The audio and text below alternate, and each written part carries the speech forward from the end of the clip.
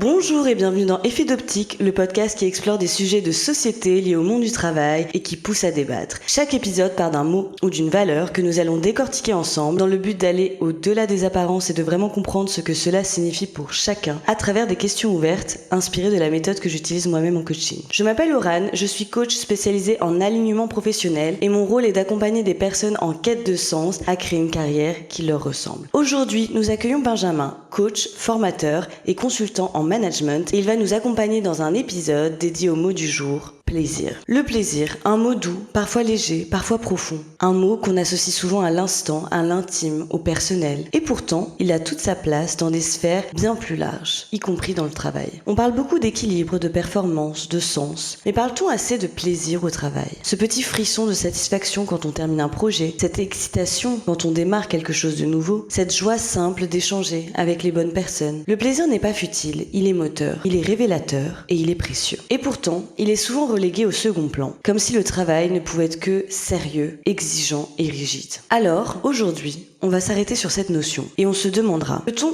vraiment éprouver du plaisir dans ce que l'on fait au quotidien? Est-ce un luxe, une nécessité ou un indicateur? Et surtout, comment concilier performance et plaisir dans notre travail? Avec Benjamin, on explorera ensemble ce plaisir qu'on oublie parfois, mais qui, bien souvent, fait toute la différence au travail.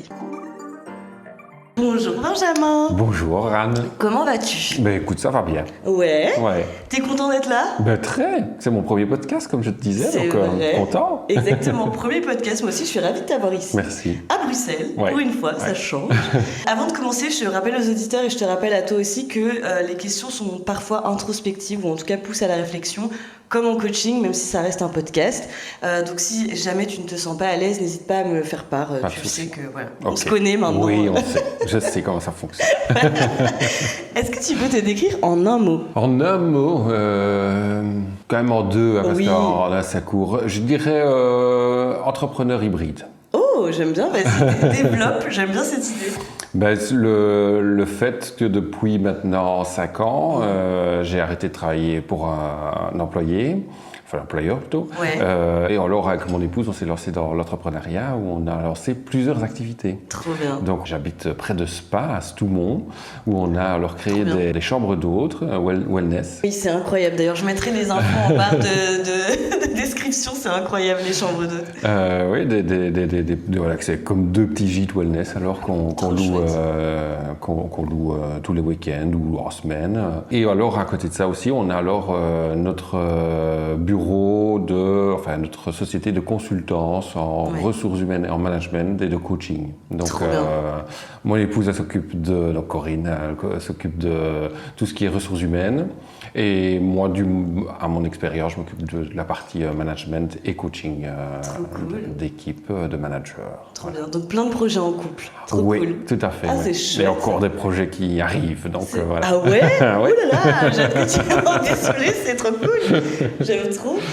Mais quelle est justement la valeur qui finalement te drive au quotidien et qui te pousse à exercer finalement toute cette fonction d'entrepreneur multicasquette, on va dire? C'est le plaisir. Ouais. C'est vraiment la valeur principale et la chose principale qui va me mettre en action, ça va être le plaisir. Donc si je dois me lancer dans un projet ou si je dois accepter une mission ou quoi, je vais d'abord voir quel plaisir je peux prendre dedans pour me dire est-ce que j'y vais ou j'y vais pas. Ah, c'est chouette. Ouais. Ah, d'ailleurs, avant de te poser la question sur qu'est-ce qui est le plaisir pour toi, petite autre question de mon côté. Est-ce que c'est le plaisir qui t'a poussé à faire quelque chose en couple aussi ou pas? Ça me vient comme ça. Oui, ça s'est fait très naturellement en fait. On s'entendait très bien aussi pour travailler ensemble et avoir des idées ensemble. Donc ça s'est fait très naturellement et on a ce même moteur en fait. Donc c'est génial. C'est naturel, oui. J'adore. Donc qu'est-ce que ça représente le plaisir pour toi finalement? Ce que ça représente pour moi, plein de choses. Dans le mot plaisir, je veux dire, il y a plein de choses. Il va avoir la convivialité, les rapports humains, tout ce qui est la curiosité, le fait d'apprendre, la créativité, le fait de se lancer dans des projets, de pouvoir créer de nouvelles choses. Ça, c'est vraiment ça que je mets derrière le plaisir et c'est vraiment dans ce qu'on a créé actuellement, on retrouve tout ça, quoi. Je retrouve vraiment tout ça. La créativité avec les chambres d'hôtes, parce que la rénovation, je l'ai faite A à Z avec les corps de métier que j'ai coordonnés, etc. C'était génial de créer ça. La curiosité, le fait d'apprendre, je le retrouve dans le coaching, parce que dans chaque coaching, tu apprends de la personne qui est en face de toi, tu es curieuse de tout ce qu'elle raconte, etc. Et dans les formations aussi. Oui, dans les formations aussi. Trop bien. Dans le partage, mais aussi dans le plaisir aussi, parce que ça, notamment dans les formations, comme tu le dis, les formations que je donne en management, etc., et en entreprise, j'adore, je prends énormément de plaisir à répondre aux questions, à partager mon parcours. J'ai quand même 20 ans, je ne le fais pas, mais j'ai quand même 20 ans de management derrière moi. Donc, dans une l'humour aussi dans le plaisir, non? Ah oui, obligé, ça aide. Hein. Oui, à chaque fois, on rigole parce que maintenant, on travaille ensemble un peu sur un aspect plus formation, accompagnement des coachs. Et c'est vrai qu'à chaque fois, tu mets toujours le plaisir au cœur de tout ce que tu fais, ça se sent, et même dans l'humour, dans le partage. Enfin, voilà. Pour toi, le plaisir, c'est vraiment c'est quoi finalement? C'est de se réveiller, de se dire, ok, j'ai envie d'avoir du plaisir dans ce que je fais, j'ai envie de... c'est que ce soit léger, en fait.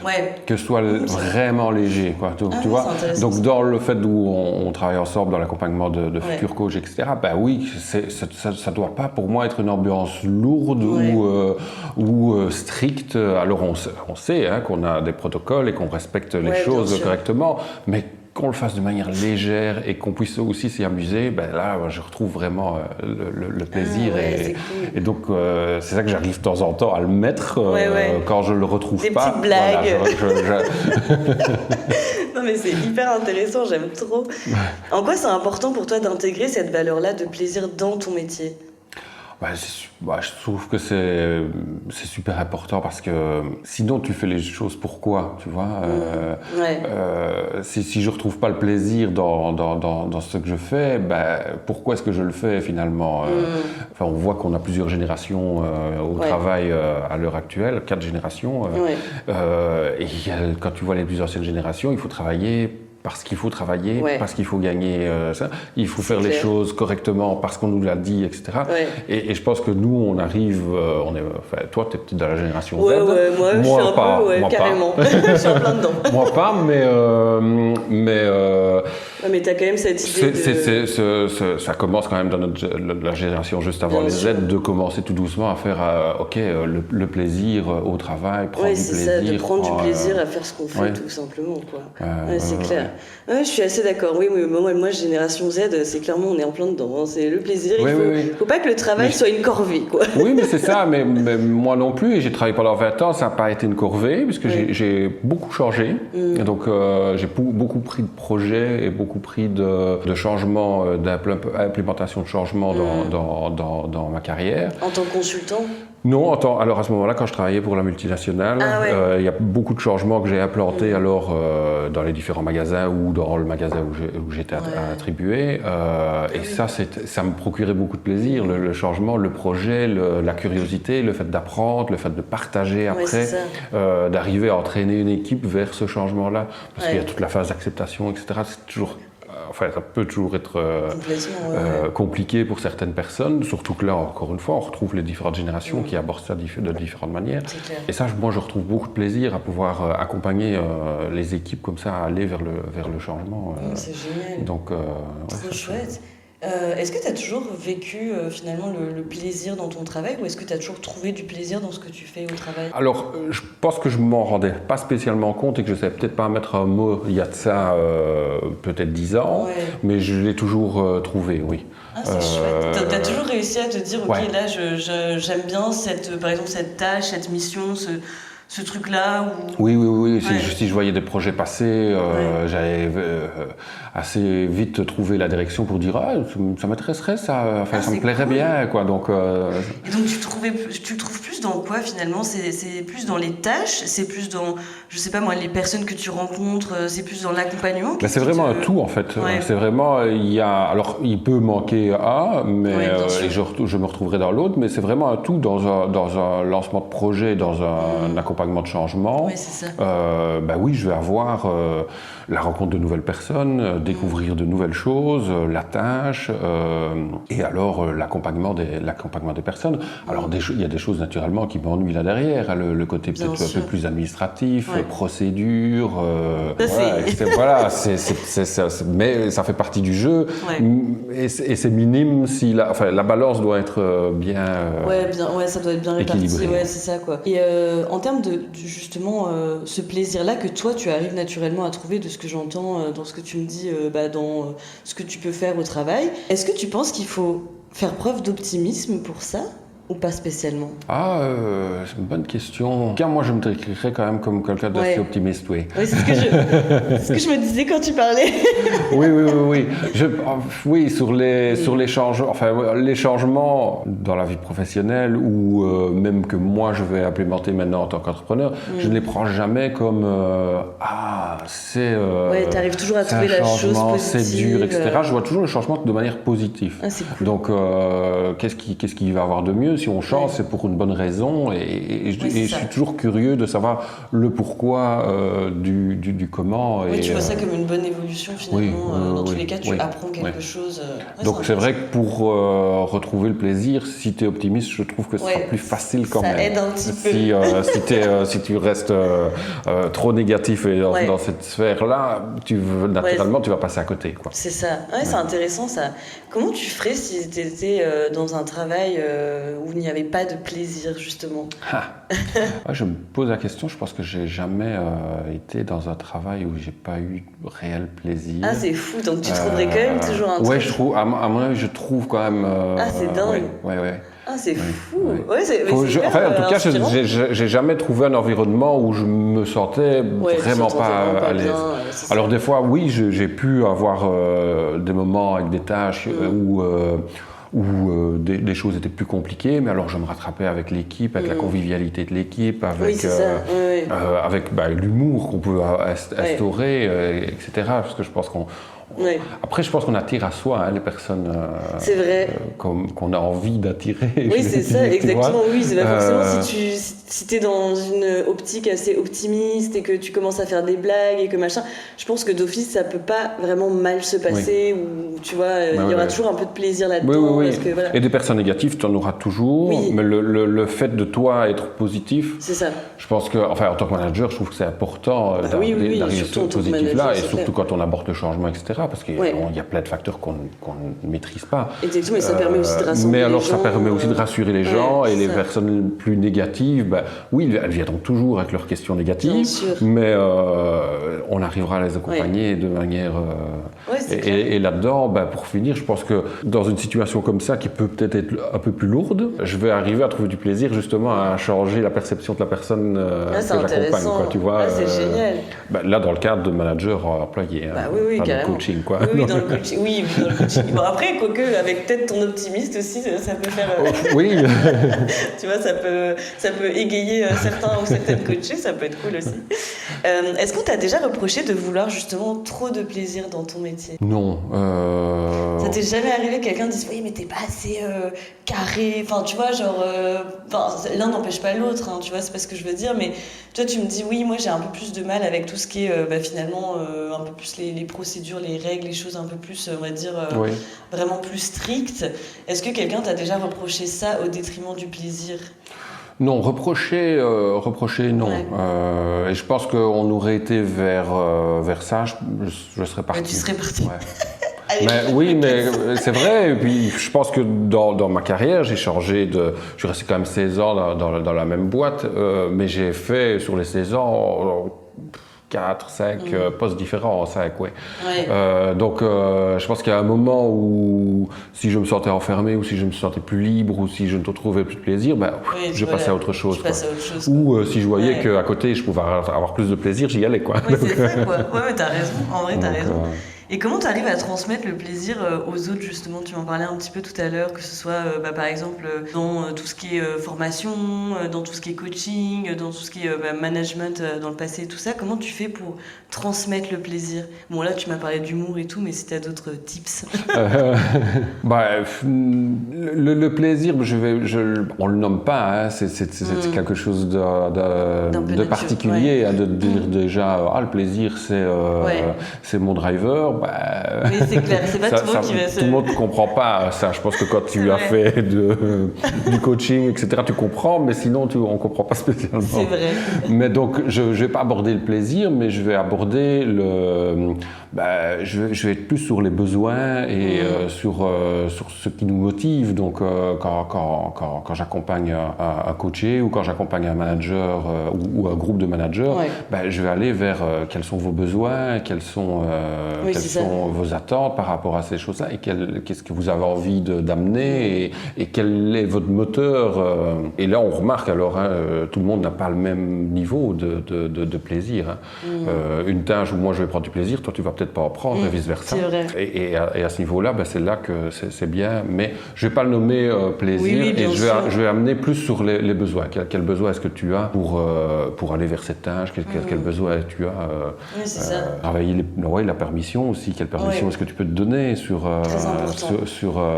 cette tâche-là, etc. Et là, on voit bien qu'on ouvre à ce qu'on a réellement finalement envie soi-même. Oui, c'est ça. Là, c'est intéressant. Est-ce que tu penses qu'il y a une différence finalement entre les envies et le plaisir que tu as dans une tâche? Enfin, j'arrive pas moi à faire la différence, tu vois. De quoi, entre l'envie? Ouais, entre l'envie de faire quelque chose, entre ce qui nous motive et finalement le plaisir que tu as à faire quelque chose. Tout dépend d'une personne à l'autre, mais pour moi, tu peux avoir envie de faire quelque chose sans te dire qu'elle te ramènera du plaisir. Ouais. Ah ouais, c'est intéressant ça. Ouais, c'est tu vrai. vois, parce que tu vas te dire, j'aimerais vraiment bien avoir ce poste-là, mais pourquoi est-ce que tu aimerais bien avoir ce poste-là? Ouais, c'est ça. Peut-être pour le regard des autres, peut-être pour ton ego, peut-être pour la place de la société ou des choses comme ça. Et finalement, tu vas pas y retrouver en accompagnement, en coaching de managers. Ça m'arrive, certains managers qui me disent, j'aimerais avoir vraiment le poste N+1. Ouais. Et puis quand ils commencent à décrire la tâche, etc., ils se rendent compte qu'ils ne prendront aucun plaisir à le faire. Ah, c'est fou ça. Et ça, je trouve ça intéressant de leur faire prendre conscience, parce qu'au final, qu'est-ce qui est mieux d'avoir un plus gros salaire dans un poste où je vais aller m'ennuyer ou changer peut-être de département ou changer de poste en faisant ce qui me plaît réellement, quoi. Ouais, donc, c'est vrai. C'est intéressant. Donc c'est là que je ferai la différence entre l'envie et le plaisir. Donc est-ce que tu penses que finalement le plaisir c'est quelque chose qui est plus sur le moment présent que... Ça peut être sur le moment présent, mais ça peut être sur du plus long terme. Je veux dire, quand je m'engage dans un projet, c'est bien que je ne vais pas attraper du plaisir tout de suite dans le projet. Ça sera plutôt sur du plus long terme. Okay, ouais. Ça peut être aussi sur une forme de résultat. Ça aussi, ça dépend. Moi, je prends aussi beaucoup de plaisir à arriver à certains résultats.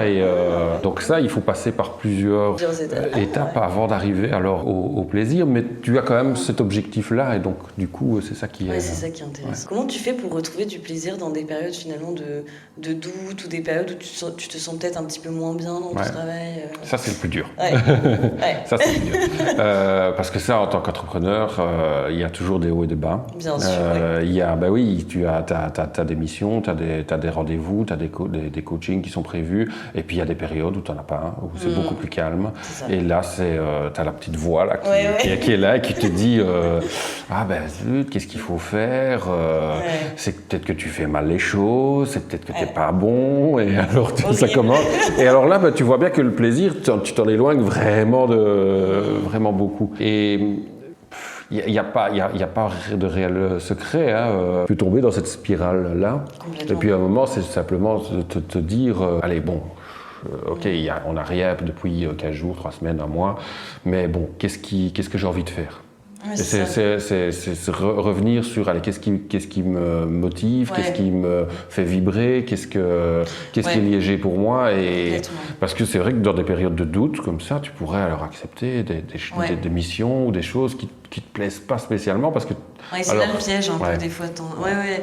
Mais c'est un peu comme, tu vois, parfois ça m'arrive dans des périodes un peu de doute, de creux, tu vois, que ce soit pour le podcast ou pour le coaching, tu vois, des fois ça m'arrive et je me dis, finalement, est-ce que ça vaut le coup, tu vois.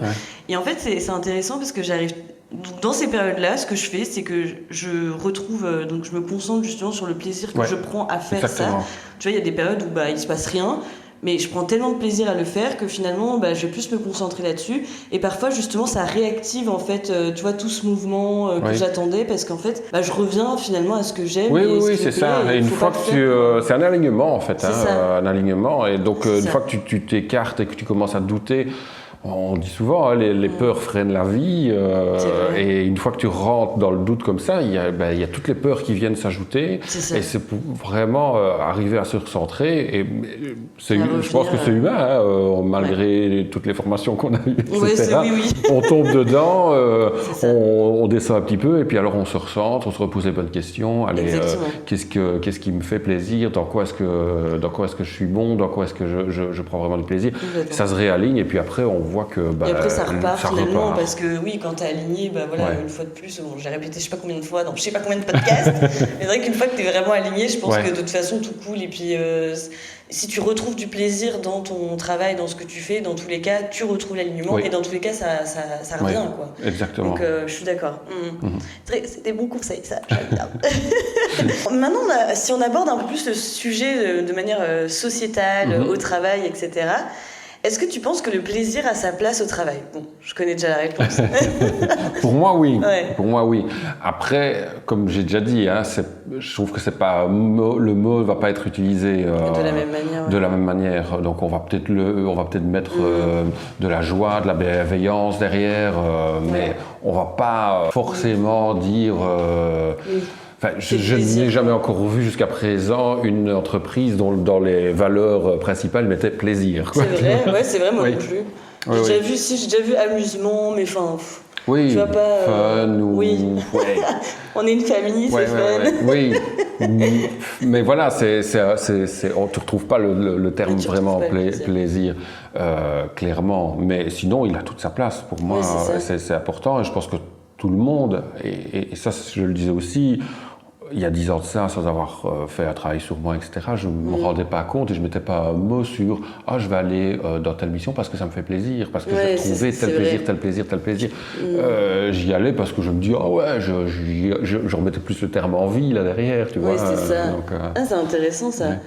Est-ce que tu penses que ça dépend des domaines finalement? Parce qu'il y a des domaines forcément où il y a des choses qui sont très strictes, ou qui sont très régulées, qui sont très, tu vois, réglementées par exemple. Est-ce que tu penses que le plaisir aussi a sa place dans ces domaines-là finalement? Je pense, oui. Et après, je dirais pas que c'est au domaine, c'est à la personne. Je veux dire, la personne qui travaille dans un domaine plus strict, avec des procédures, des normes, etc., peut-être que ça la rassure et que finalement ça lui procure du plaisir de travailler dans un domaine qui est bien cadré, etc. Peut-être sans trop de liberté, etc. Et c'est ça qu'elle va retrouver. Donc, oui, je pense qu'on pourrait retrouver partout, mais alors après, ça s'adapte vraiment à la personne. À la personne, oui, de sa propre définition du plaisir, finalement. Est-ce que tu penses que la quête de performance actuelle est compatible avec cette notion de plaisir, justement? Oui, pour moi. Mais pour moi, je vais dire... plus on va avoir, dans une entreprise, on va avoir des collaborateurs qui seront motivés par ce qu'ils font et qui retrouveront du plaisir dans ce qu'ils font, plus le résultat va être là et plus ça va être performant. Donc ça, oui, pour moi, oui. Oui, moi aussi, je pense que c'est compatible et parfois, je trouve que c'est un peu dommage que, tu vois, on privilégie souvent, tu vois, la rapidité, la performance, sans prendre en compte que, mais c'est important aussi d'avoir le plaisir et que chacun retrouve son plaisir justement pour avoir cette performance, tu vois. Oui, tout à fait. Donc, je suis d'accord.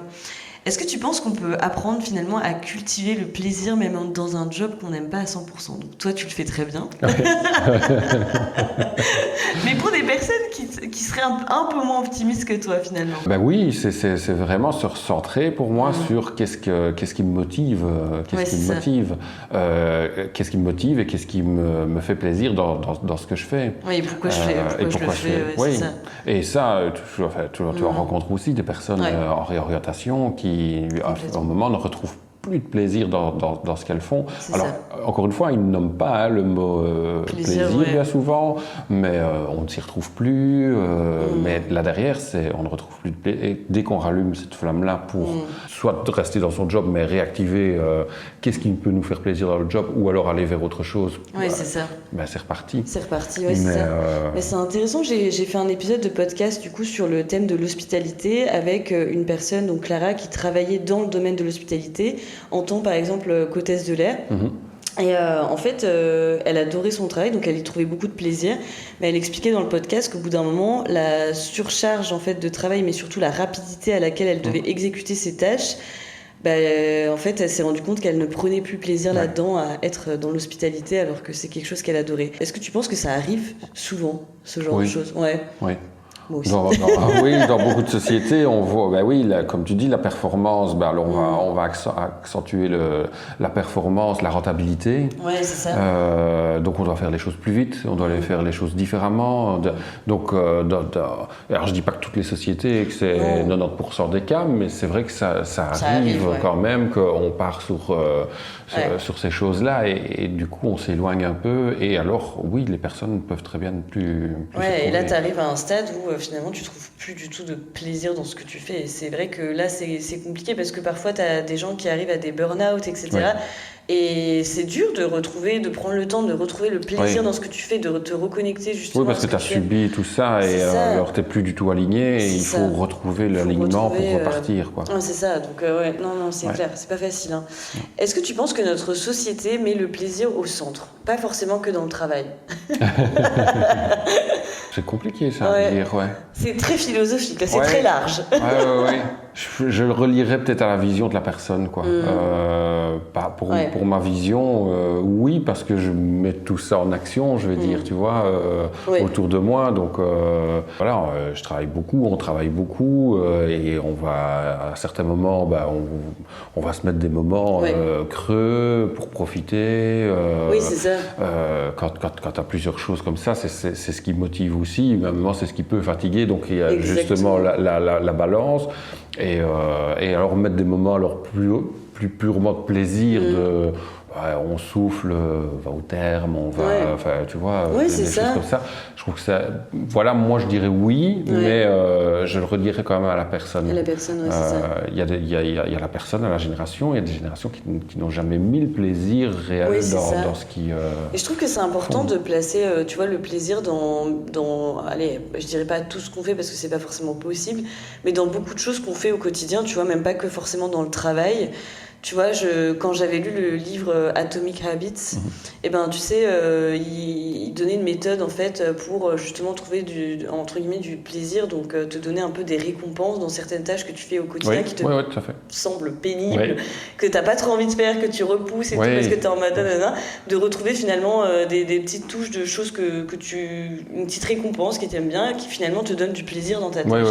Et c'est vrai que je trouve ça intéressant. Moi, je commence de plus en plus à le pratiquer. Tu vois, il y a des choses que je déteste faire, style faire la cuisine, genre j'adore faire le ménage mais je déteste faire la cuisine, c'est vraiment un truc que je déteste, mais pour le coup j'essaie de me forcer à trouver des petites doses de plaisir là-dedans, tu vois, donc j'essaie de mettre une petite playlist de musique ou tu vois, de regarder un truc qui me plaît en même temps ou d'écouter un podcast qui me plaît en même temps pour justement retrouver finalement le plaisir dans ma tâche et tout ça. J'aime trop. Oui, mais c'est un super truc, en effet. Ça marche bien. Parce que voilà, il y a des choses, il faut toujours trouver le but derrière ça, quoi. Parce qu'en effet, on a tous des tâches dans la vie qu'on n'aime pas et qu'on est obligé de faire. Exactement. Oui, donc c'est important de trouver finalement notre petite touche de plaisir par-ci par-là. Je suis d'accord. As-tu l'impression qu'on valorise suffisamment les métiers qu'on appelle les métiers plaisir dans notre société? Métier plaisir, t'entends quoi? Les métiers plaisir, je les relie un peu, tu vois, aux métiers finalement un peu passion, les métiers, tu vois, qu'on fait par pur plaisir, finalement, et qu'on décide de créer un métier autour de ça. Donc ça peut être toi, par exemple, avec les chambres d'eau, tout ce genre de choses. C'est un peu des métiers où à l'époque, on se serait dit, mais c'est impossible de faire ça, parce que c'est justement trop de plaisir de faire ça, alors qu'en réalité, c'est des vrais métiers, tu vois. Oui, tout à fait. Moi, je trouve, dans tous les métiers, je pense qu'on doit trouver le plaisir dans chaque métier. Et sinon, quel est le but d'y aller tous les jours, quoi, tu vois, ou de faire ça tous les jours. Il n'y a pas vraiment de métier plaisir, c'est tous les métiers et devraient inclure un petit peu de plaisir dedans. Je pense à mon fils a un job étudiant dans l'ORECA. Et alors, quand je le dépose, parce qu'il n'a pas ce permis, donc je vais le déposer, la chose que je lui dis quand il sort de la voiture, c'est « amuse-toi bien ». Ah, c'est vrai. Mais je me dis, voilà, alors que peut-être mes parents m'ont dit « travaille bien ». Oui, quoi, tu vois, parce que moi c'est encore pire, ils m'auraient dit « bon courage ». Mais moi je me dis, amuse-toi bien, quoi, parce que je trouve que c'est important, va trouver du plaisir dans ce que tu fais là. C'est un job étudiant, il va peut-être le faire 2, 3, 4, 5 ans. Je me doute bien qu'il ne va pas faire peut-être sa carrière là-dedans, quoique. Mais, oui, c'est ça, mais dans tous les cas, c'est amuse-toi bien, je trouve que c'est important à dire. C'est important. C'est plus valorisant que de dire bon courage, finalement, c'est vraiment une injonction. Oui, parce que tu lis vraiment le travail à une pénitence, quoi, tu vois. Bon courage, travaille bien, enfin, c'est quelque chose de dur, alors que je me dis, lui dire amuse-toi bien, c'est. Ça rend la chose plus légère. C'est léger, tu y vas, tu t'amuses bien, il y aura certainement des complications, etc., mais il y aura aussi des bons moments, quoi. Et je remarque bien que quand je récupère alors à la fin de son service, j'ai bien aimé ça, il y a eu ça de dur, mais ça c'était super bien. Donc voilà. C'est intéressant. Et toi, quand tu étais plus jeune ou dans le passé, est-ce que tu as reçu des injonctions finalement de ce type-là qui t'ont donné cette notion de plaisir au travail ou pas spécialement ? Je pense que je ne l'ai pas perçu immédiatement. Je pense que je n'ai pas perçu immédiatement. Je ne pense pas avoir eu d'injonction sur il faut bien travailler. Ouais, c'est ça. Si, mon père disait qu'il fallait faire des études pour bien gagner sa vie. Le classique. Le classique, oui. Mais sinon, je pense qu'avec le recul, mon père a toujours fait ce qu'il avait envie de faire. Il a changé de job. À 40 ans, il s'est lancé aussi, comme moi, entrepreneur. Et indépendant. Puis 10 ans plus tard, il a changé de commerce. Donc j'ai vu ça, donc je pense que finalement faire ce que tu as envie et faire ce qui te plaît, je pense que ça restait... ça t'a paru possible, quoi. Oui. C'est chouette, j'ai trop bien. Si tu devais repenser l'organisation du travail autour du plaisir, par quoi tu commencerais ? L'organisation du travail autour du plaisir. Ouais. Si tu devais repenser toute la société même du travail autour du plaisir, ça serait quoi ? Par les gens, par eux, qu'est-ce qui les font vibrer, vers quoi ils veulent aller, quoi. Parce que je pense que chaque personne serait à la bonne place. Ah, c'est exactement ce que Viviane m'a dit en fin de podcast. Oui. C'est vrai, je te jure. Mais oui, je pense que c'est vrai. Quelqu'un qu'on oblige à être à une place ou qui s'oblige lui-même à être à une certaine place et attendre la fin de la... Ouais.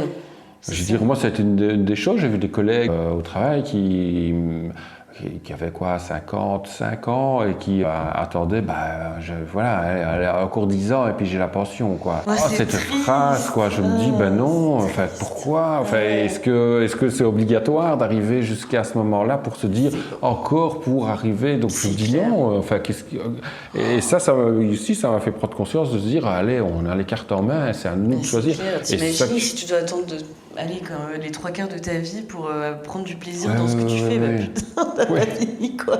Et puis le fait de subir aussi. Hein. Je pense qu'à un moment, moi j'ai plus eu envie de subir et c'est ça que j'ai décidé de quitter. Parce que justement, certains collègues aussi, entre 55 et 60 ans, qu'on mettait sur des voies de garage et qui allaient subir leur fin de carrière jusqu'à la pension pour un peu souffler. Et ça, je me dis... est-ce que j'ai vraiment envie d'arriver jusque-là, quoi ? Est-ce que finalement, je ne pourrais pas décider et donc, c'est ça, quoi, à 38 ans, je dis, OK, on retrouve du plaisir là-dedans. On se lance et on y va. Carrément, non, mais quand on a la possibilité, c'est tellement chouette, quoi. Je suis complètement d'accord. Et j'avais un autre truc qui m'est venu. Ah oui, tu vois, dans les organisations, dans les entreprises ou les organisations, peu importe, je trouve ça un peu dommage que parfois, comme tu dis, je trouve que chacun a sa place, chacun a une place en tout cas que la personne peut trouver. Oui, qui n'est pas toujours la bonne. Qui n'est pas toujours la bonne au démarrage, exactement. Et je trouve ça dommage que du coup, on ne prenne pas le temps d'essayer de comprendre justement quels sont les vrais besoins de la personne, qu'est-ce qu'elle aime faire tout simplement pour finalement la remettre à la bonne place. Ouais. Tu vois, je te donne un exemple. Moi, j'étais dans une entreprise quand je suis arrivée en Belgique. Je suis restée 1 an là-bas. Et en fait, j'étais commerciale et le métier de commercial, je me rendais compte au fur et à mesure du temps que ça ne me convenait plus.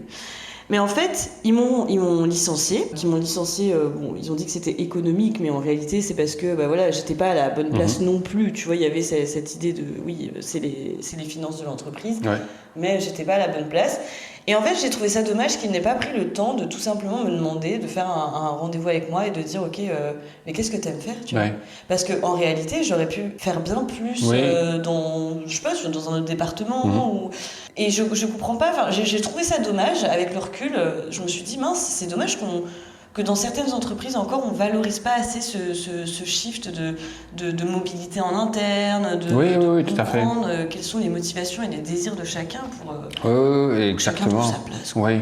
Tout simplement. Et c'est pas évident à comprendre, et moi je le partage ça dans les formations que je donne à des groupes de managers, parce que je l'ai vécu, et c'est vrai qu'il y a souvent des entretiens annuels, les évaluations annuelles. Donc déjà, ça s'appelle évaluation. C'est compliqué, évaluation annuelle, quoi. Il y a certains managers qui attendent l'évaluation annuelle pour leur faire la remarque qu'ils ont mal fait quelque chose au mois de février, quoi. Alors qu'on est au mois de décembre. C'est horrible, quoi, ça. Et ça, nous, on a prévu une formation où on change un peu ça. On n'appelle plus ça évaluation, mais on parle entretien de performance. Où j'avais avant, c'était PDP, plan de développement personnel. Donc ça, je trouve que ça fait déjà plus envie, quoi. Mais c'est aussi beaucoup avec des cases à cocher, des numéros de 1 à 5 Et je l'ai fait pendant plusieurs années en respectant toujours des trames, etc. Et puis à un moment, quand tu es installé dans une équipe et que tu commences à bien connaître, etc., tu commences à un peu voir qui est plus. Et puis je me suis dit, on va chambouler tout ça, quoi. Mais t'as raison. Et celui qui est beaucoup plus axé commercial, je vais le mettre beaucoup plus avec le client. Et celui qui est axé commercial, mais qui aime bien aussi la technique, je le mettrai un peu plus sur le terrain. Complètement, mais c'est exactement ce qu'il faut faire. Et ça, je l'ai compris, c'était peut-être un peu tard, quoi, mais une fois que je l'ai mis en place, j'ai vu aussi que ça changeait vraiment toute la dynamique de l'équipe, quoi. Parce qu'ils faisasaient les choses qui leur plaisaient. Exactement. Donc, et chacun trouve sa place, et du coup, chacun trouve sa propre reconnaissance personnelle là-dedans. Et alors, le département fonctionne bien. Mais c'est ça, en fait, c'est ça que les gens ne comprennent pas encore, et c'est pour ça que c'est bien que toi ou d'autres personnes implémentent ce genre de choses en entreprise ou dans des organisations, parce que malheureusement c'est encore trop peu connu, quoi. Chacun a sa place dans n'importe quel domaine de la société, que ce soit au travail ou de la société tout court. C'est juste important de comprendre où est-ce qu'on peut valoriser telle compétence, etc. Et comme ça, la performance, elle sera là dans tous les cas. Il n'y a rien de pire de demander à quelqu'un de faire quelque chose qu'il n'aime pas. C'est ça, quoi. Parce que ce sera mal fait d'office, donc tu devras passer dessus, quoi. Mais c'est ça. Mais dans combien d'entreprises ça arrive où tu te dis du coup, on va te mettre là. Mais est-ce que tu as demandé à la personne si ça lui convenait ? Ou alors par équité, tu vois. On est 20 ou 27 dans l'équipe, tout le monde devra passer à faire cette tâche-là. Mais non. C'est ça. Pourquoi finalement on partage les tâches. Je suis complètement d'accord. Voilà, c'est la fin de ce podcast déjà. Ouais, on passe tout doucement à la petite conclusion.